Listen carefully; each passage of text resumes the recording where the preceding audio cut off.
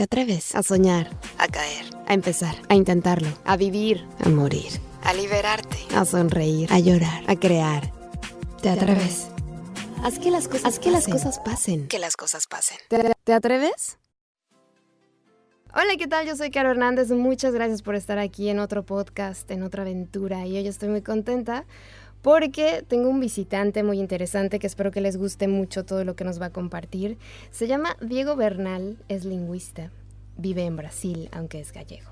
Nos ha abandonado a los gallegos que estamos aquí. Bueno, yo no soy gallega, pero trabaja en una universidad brasileña. Y hoy vamos a hablar de algo que a todos nos debería de interesar en algún punto de nuestra vida, que son nuestros apellidos. Porque muchas veces los llevamos, a veces nos pesan, a veces no, a veces los portamos con orgullo, pero la verdad es que no todos sabemos de dónde vienen los apellidos. Así que Diego nos va a ayudar un poquito en este tema. ¿Cómo estás, Diego? Hola, muy bien. Encantado de estar aquí contigo. Muchas gracias. Yo estoy muy contenta porque cuando te escuché la primera vez hablando de este tema, dije, a este chico lo tengo que entrevistar y qué bueno que estamos aquí. Así que comencemos por el principio. ¿Qué significa? ¿De dónde vienen? ¿Cómo se dividen? ¿Hay clases de apellidos? ¿Cómo va la cosa? Sí, a ver, bueno, pues en concreto en la lingüística, digamos que hay una parte de los estudios de la lingüística que se dedican a estudiar los apellidos, que se llama la onomástica. Dentro de la onomástica, porque la onomástica es el estudio de los nombres propios, ¿no? Uh-huh. Y dentro de la onomástica estaría la antroponimia, que sería donde se enmarcaría el estudio de los apellidos. Uh-huh. Después, claro, dentro de los apellidos hay unas clasificaciones realmente, pues, por ejemplo, de las lenguas indoeuropeas, ¿no? Que son las lenguas que se hablan en Europa, que es un poco de lo que conozco superficialmente, ¿no?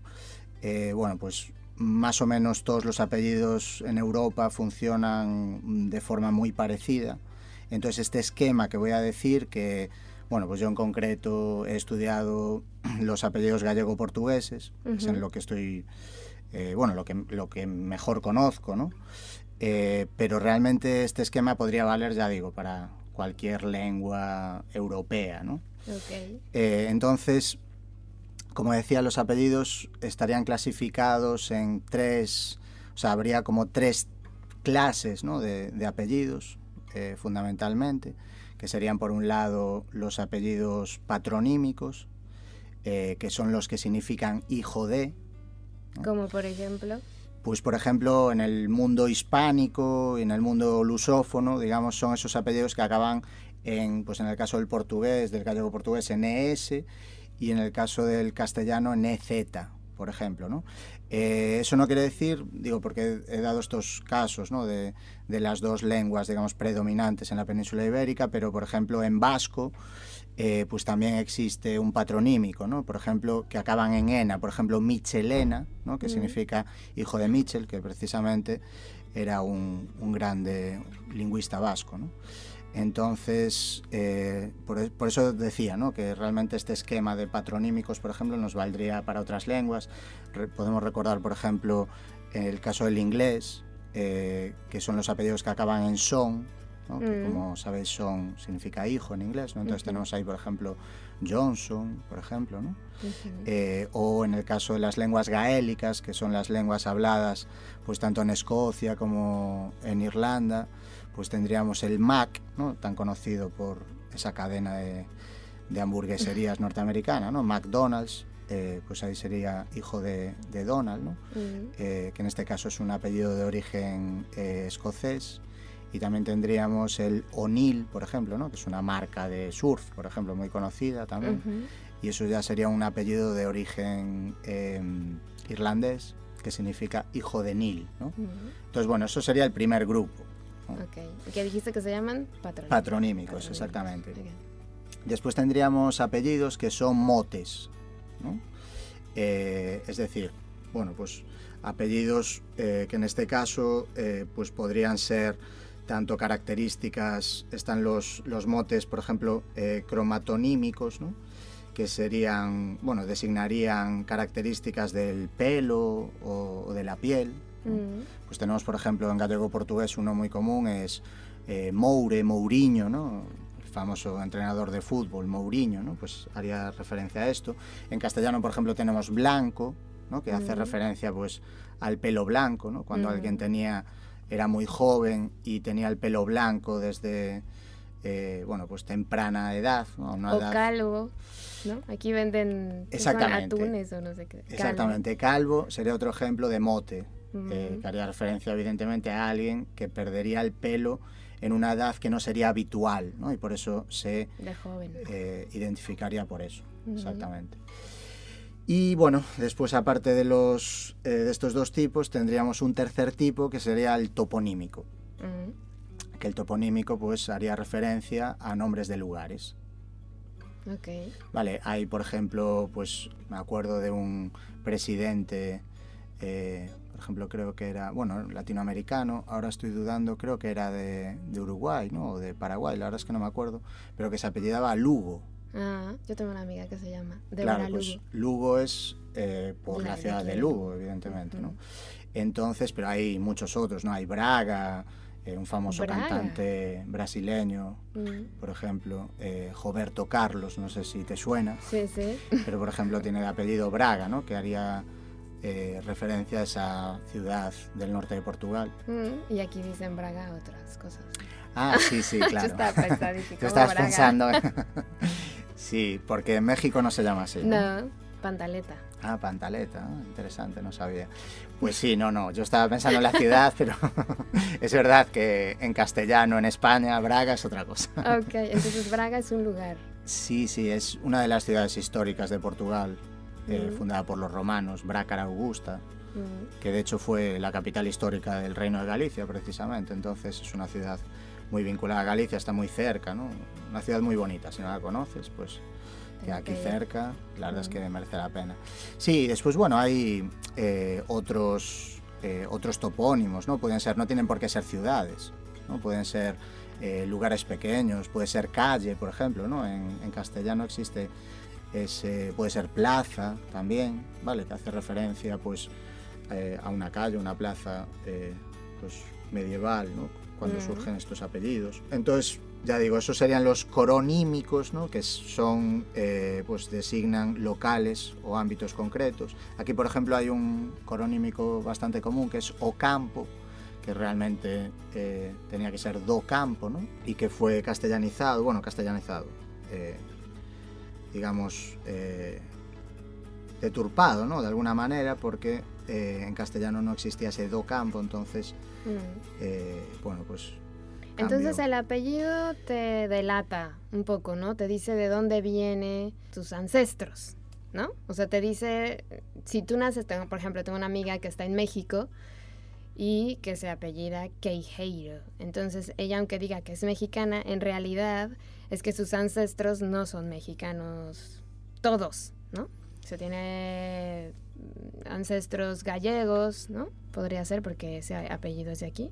Podría ser, porque sabes que realmente la cultura gallega y portuguesa es la misma cultura, entonces podría tanto ser de origen gallego como portugués o incluso brasileño, ¿vale? Porque son apellidos que existen en cualquier de estos territorios, entonces, pues no sabríamos exactamente, pero efectivamente... Pero tiene una pista de por dónde, o sea, chinos no son, ¿no? Exactamente. Y de hecho, está bien eso que has dicho de que nos da una información, porque nos da una información siempre muy interesante, ¿no? Claro. Realmente yo ya me he encontrado con situaciones de sacar información de una persona gracias a su apellido. Entonces, pues siempre te puede ayudar en algún contexto. Y de hecho los apellidos, pues normalmente en América Latina, como es un continente que ha sido poblado, ¿no? A lo largo de la historia, a lo largo de la colonización, pues a través de la llegada de diferentes pueblos de todo el mundo, normalmente el tema de los apellidos suele ser un tema que interesa, ¿no? Por lo menos en Brasil, ya digo que es donde he estado viviendo y sigo viviendo, ¿no? Pues he dado ya alguna conferencia, algún curso sobre el origen de apellidos, y normalmente veo que la respuesta es muy alta precisamente por eso, ¿no? Y la gente quiere saber, porque el apellido es eso que tienes, que llevas toda tu vida y que muchas veces no sabes qué significa, ¿no? Entonces, pues como digamos que es algo tuyo y que te gusta también saber, ¿no? Claro, de dónde vienes, tu origen. Y hay algunos apellidos que dan miedo, ¿no? Yo te decía antes de empezar este podcast que en España me ha llamado la atención que hubo un político de apellido Rato que yo decía, pero ¿cómo puede ser político? ¿O cómo tú puedes votar por ese político si a mí me da miedo porque me hace referencia a una rata, ¿no? O sea, Rato es como de ratero, entonces eso también marca, yo creo, a la gente, ¿no? No sé de dónde sea el origen de su apellido, pero... Sí, Rato, exactamente, es un apellido gallego-portugués, claramente. El político no, la verdad es que no es de aquí, ¿no? La verdad es que no sé de dónde es exactamente, no sé si es madrileño o no. En todo caso, se hizo famoso por ser ministro de España y también por el latrocinio, ¿no? Pero efectivamente, en este caso sería un zonímico. Hay varios zonímicos, ¿no? Es muy famoso pues ese bestseller brasileño, Paulo Coelho, ¿no? Uh-huh. Que claro, sería conejo, ¿no? En gallego-portugués. Existen, bueno, pues raposo, por ejemplo, también es muy común aquí en Galicia, ¿no? Que haría referencia a lo que es en castellano zorro, ¿no? Yo no sabía eso. Entonces hay muchos apellidos, en este caso, claro, son todos motes, harían referencia a una característica de un antepasado. Que tenía pues cara en este de caso, rata. Exactamente. Así que ya vemos que le queda muy bien el apellido a este político. Pero sí, hay varios casos de este tipo. Wow, qué interesante. Eso de los animales, fíjate que yo no recuerdo a ninguna persona conocida con apellido de animal. Sí, aquí, bueno, por lo menos en Galicia, en Brasil también hay muchísimos, por ejemplo, hay becerro, hay, bueno, decía antes, hay Pita, por ejemplo, que tenemos aquí la heroína local, María Pita. María Pita. Pues Pita hace referencia, pues en este caso, a una gallina, ¿no? Pita en gallego-portugués, ya digo, sería gallina, y también hay el apellido Pinto, que sería pollito, ¿no? Que es la cría de las gallinas, por ejemplo. Pues sí, pero de verdad que estoy pensando y no, en México no recuerdo a nadie que tenga apellido de animal. Sí, tiene que haber alguno seguro, ¿eh? Sí, seguro. Bueno, el zorro, pero ese no era apellido. Era un personaje. Sí. Que aparte a mí me encantaba. Cuando era pequeño lo veía aquí, sí. El zorro. Era uno de nuestros ídolos infantiles. Claro. Pero bueno. Que aparte se llamaba como yo, que era Diego. Mira, no sabía. Sí, el protagonista se llamaba pues Diego. Ya te sentías, ya tenías zorro. todo el equipaje. Me encantaba. Eras tú el zorro. Exactamente. Bueno, ¿y qué más? ¿Qué más divisiones? ¿Hay más divisiones? Sí, bueno, a ver, ya digo, es un tema complejo porque después, te decía antes de la entrevista, que había muchos nombres técnicos, ¿no? La verdad es que yo ahora me dedico más al tema de la lingüística histórica y la onomástica, que siempre me ha encantado, pues la tenía un poco de lado, ¿no? Uh-huh. Entonces, la verdad es que tenía un poco que recordar todos estos nombres, pero hay un poco así para que le suene a la gente, pues hay la fitotoponimia, ¿no? Por ejemplo, serían, por ejemplo, pues eso, apellidos que hacen referencia a nombres de lugar que tienen el nombre, bueno, pues por una planta, ¿no? Por ejemplo, hay uno muy común que es Piñeiro, ¿no? Que también es gallego-portugués, Piñeiro, pero que seguro que lo hay en América Latina, porque claro, hubo muchos emigrantes gallegos, que es, claro, en este caso es pino, ¿no? En gallego-portugués, ese Piñeiro. No sé si te suena de México algún Piñeiro, ¿no? No. Pues bueno, pues aquí hay muchos, por ejemplo, Freixo, Abeleira, pero bueno, en el mundo del castellano, por ejemplo, Manzano, ¿no? O Perales, ¿no? Había un cantante muy famoso, Perales, entonces todos estos serían fitotopónimos, ¿no?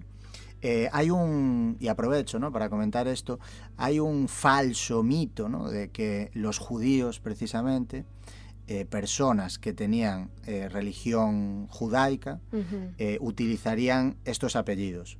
Digo que es un falso mito porque no significa, mucha gente que tiene estos apellidos dice, tengo origen judía, ¿no? Bueno, primero que los judíos no son un pueblo, ¿no? Son una religión, ¿no? Es la religión hebraica, que había, pues efectivamente, personas en la península ibérica que seguían esta religión. Pero los apellidos la verdad es que son muy democráticos.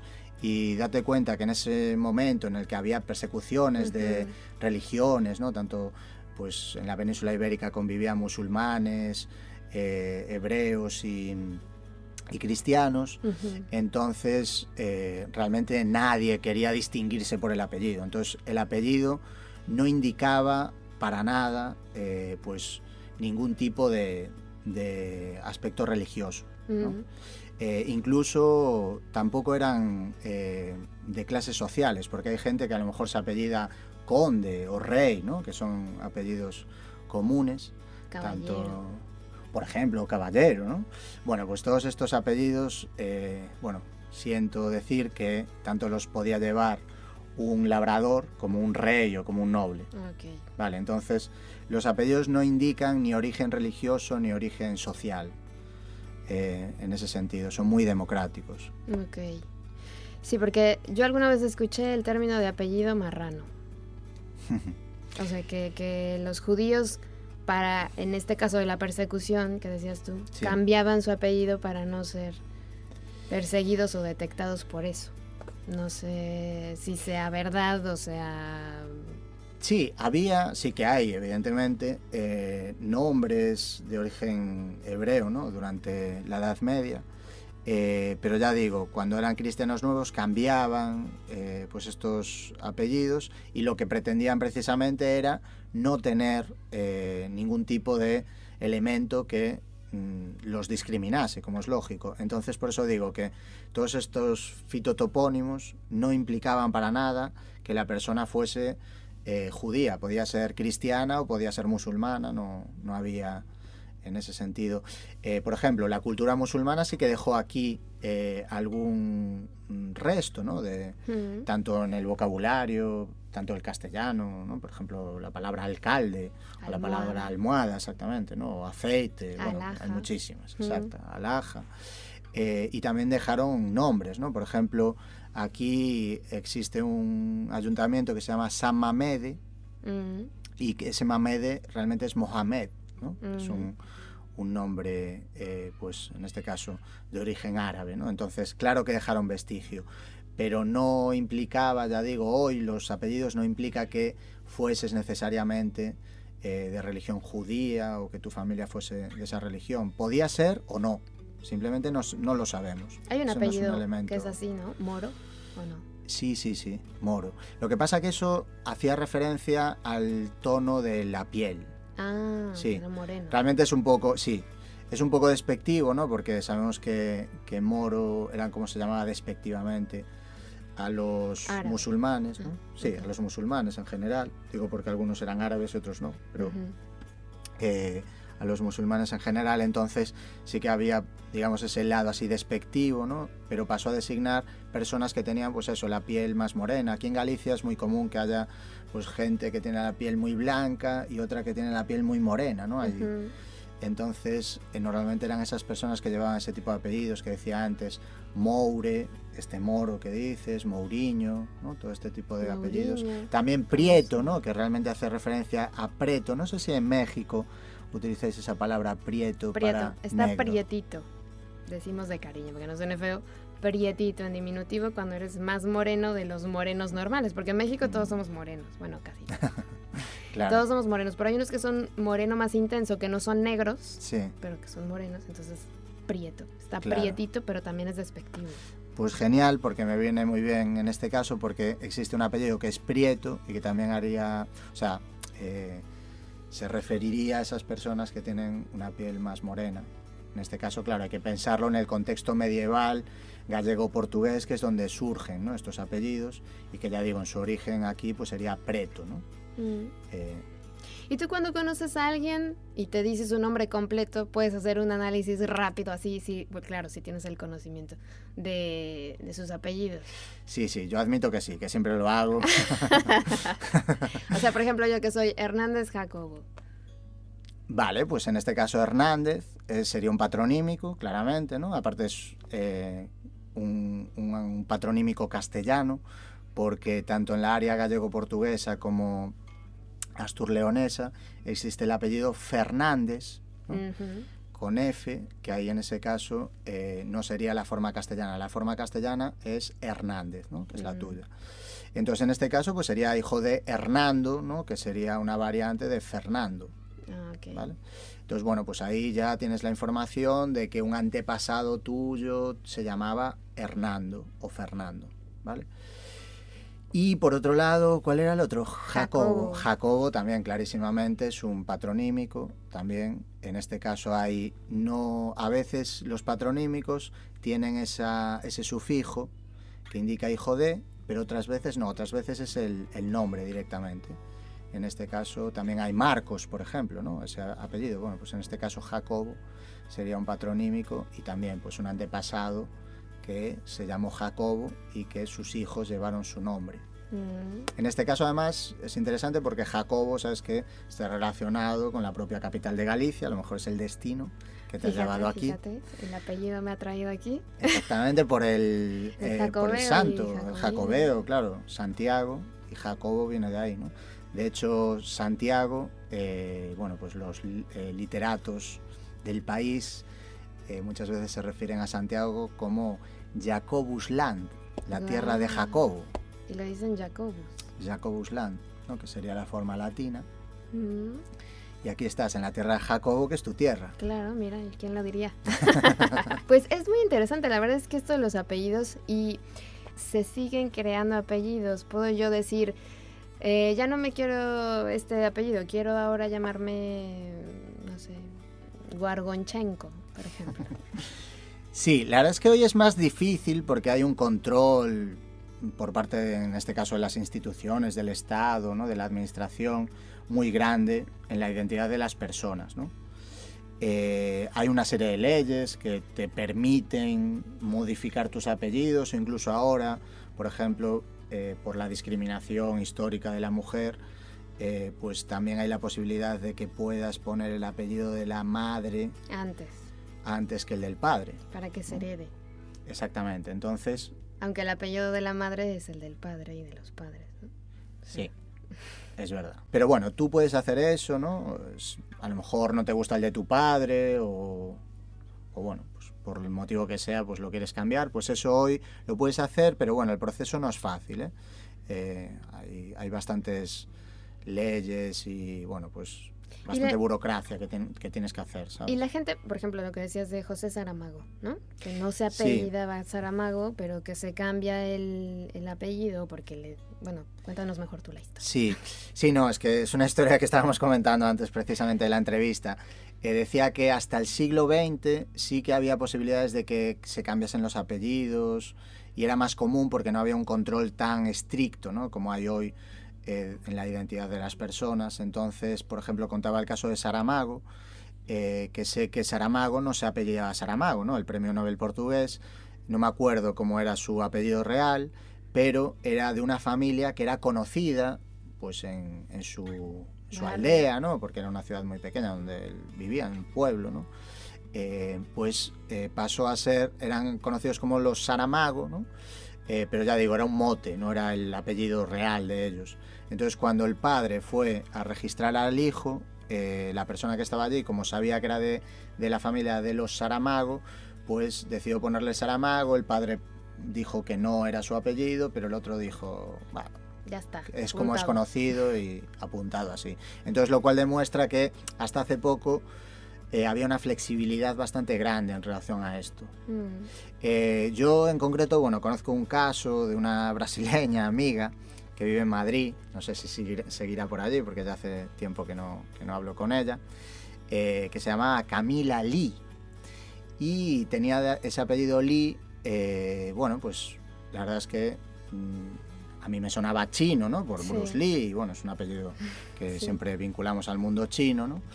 Y la verdad es que ella, étnicamente, bueno, pues hasta podría ser, porque tenía así trazos amerindios, ¿no? Entonces así un poco asiáticos, ¿no? Que muchas veces vinculamos, ¿no? Esa vinculación entre los pueblos amerindios, ¿no? Y Asia, ¿no? Que dicen que vienen de ahí y tal. Entonces tampoco le di muchas vueltas nunca, ¿no? A ese apellido.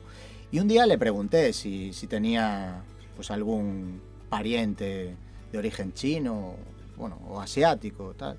Y entonces ella se rió y me dijo que no, que eso había sido cosa de su padre, que era, vamos, que le encantaba Bruce Lee, entonces que decidió ponerle de apellido Lee. Wow. Y la verdad es que aluciné porque nunca pensé que fuese tan fácil. Estamos hablando de una chica que, bueno, pues debe tener, yo qué sé, 30 y pocos años. Por lo tanto, bueno, de nuestra camada. Sí. O sea, realmente que no hace mucho, eso lo hizo el padre. Claro, en este caso fue en Brasil, no sé cómo son las leyes en relación a esto en Brasil. Yo creo que en España eso no sería posible, la verdad. Wow, es increíble. Imagínate yo llamarme Carolina Schwarzenegger o algo así. O Clinton, así nada más porque yo quiero, ¿no? Pero bueno, antes me decías, y también aprovecho para contar esta historia, por ejemplo, en el caso de Brasil hay una brasileña muy conocida que es Xuxa, no sé si la conoces también. En México era conocida, ¿o no? Sí, todos cantábamos. Es la hora, es la hora. Sí, pues también, bueno, en la televisión, vamos, aquí en Galicia lo veíamos, el programa se veía en toda España, no me acuerdo cómo se llamaba, pero bueno, pues eso, el show de Xuxa creo que se llamaba, algo así, y hacía el programa en español, ¿no? Bueno, pues esta chica, que la verdad es que físicamente parece alemana, ¿no? Porque es germánica. Alta, rubia, sí. Exactamente, es, bueno, pues eso, con esos rasgos tan típicos, ¿no? de los pueblos germánicos. Pues yo siempre pensé que era, pues eso, de origen alemán y tal. Y la verdad es que cuando estudié el tema de los apellidos en Brasil, descubrí que ella realmente era de una familia italiana. Wow. Pero, o sea, ella decía que era italiana, pero su apellido vi que era claramente germánico, no era italiano. Y claro, después, bueno, pues viendo un poco más en relación a su origen, vi que realmente ella era del Tirol, ¿no?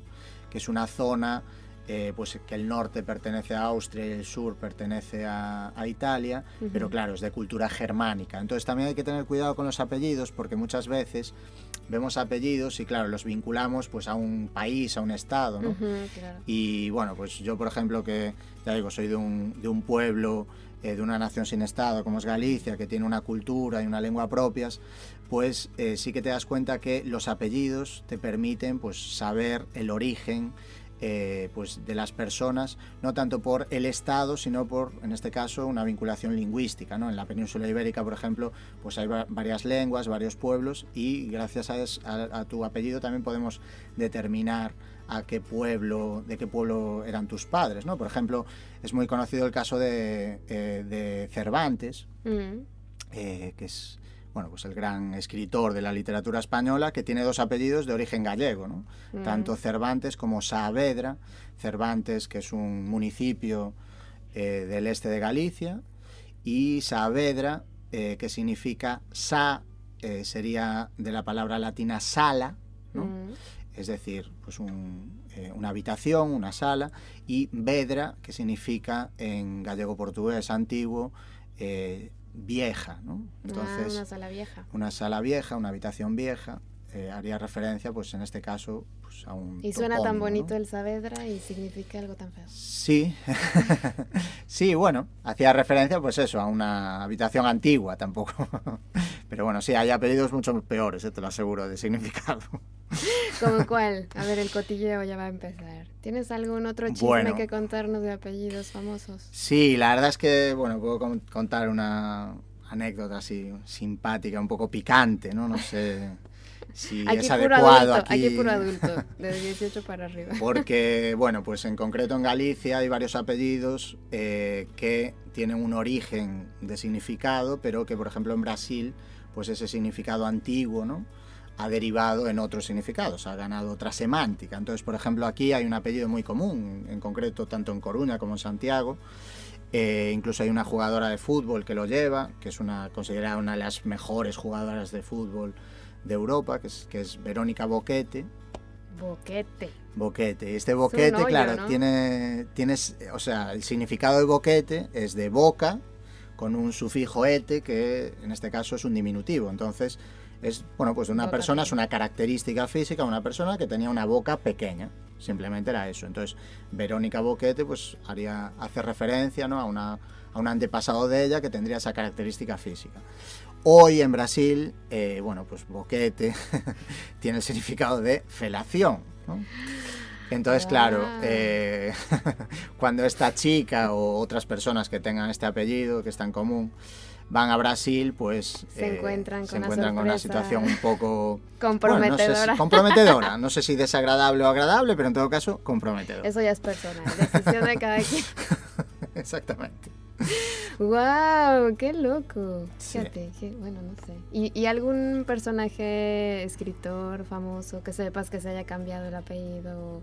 ¿Algún político que tú lo escuchas y dices, este viene de acá? Bueno, apellidos, o sea, escritores que no han usado su nombre, hay muchos. Podemos citar Pablo Neruda, ¿no? El famoso escritor premio Nobel chileno, que tiene un nombre que no era el de él, ¿no? Sí. De hecho, él, si no me equivoco, si mi memoria no me traiciona, que normalmente lo hace, entonces tendría que revisarlo, pero creo que se apellidaba Reyes. Pero su nombre también era feo, ¿no?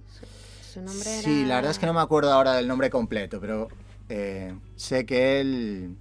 Sí, Pablo Neruda era un nombre, de hecho. O sea, eso de Neruda creo que era húngaro, algo así, no me acuerdo. Era de un... Pero se puede decir que ese es un nombre artístico. Sí, es un nombre artístico. O sea, no firmaba así sus documentos ni nada, o sí... No. Desde luego los documentos administrativos, digamos, su identidad, ¿no? Su carnet de identidad, no sé cómo lo llamáis en México, el carnet de identidad. Bueno, ahora es INE, antes era IFE. Pues el IFE no era Pablo Neruda, vamos, eso lo sé seguro. Mira, pues no estabas tan equivocado. Ricardo Eliezer Neftalí Reyes Vaso Alto. ¿Qué onda con Vaso Alto? Pues ya ves, que Reyes no me equivocaba. Sí, pues me acordaba de que se había cambiado el nombre, que lo cuentan sus memorias, ¿no? Entonces, Reyes no es que viniera de Reyes, ¿o sí? No. Reyes en este caso también es un mote y normalmente pues hace tanto rey como reyes, hace referencia a personas muchas veces que tenían ademán de reyes, pero no lo eran ni mucho menos. Ok, o sea que no Entonces se emocionen. No, que no se emocionen. No se sientan los muy, porque no. ¿Y Vaso Alto está escrito con B? ¿Vaso Alto? Sí, bueno, con las grafías no hay que fiarse mucho, ¿eh? Porque las grafías, una cosa que la gente no es consciente es que las grafías de las lenguas cambian a lo largo de la historia. Tenemos el caso de México, que mucha gente pregunta, pero México se escribe con X, con J. Sí. Yo ya sé que a los mexicanos les gusta escribirlo con X. Nos gusta escribirlo con X. Y además no nos gusta con J, ¿no? Es un poco chistoso porque en México pasa que decimos la X a veces cuando nos conviene como sh, ¿no? Nos gusta decir clash.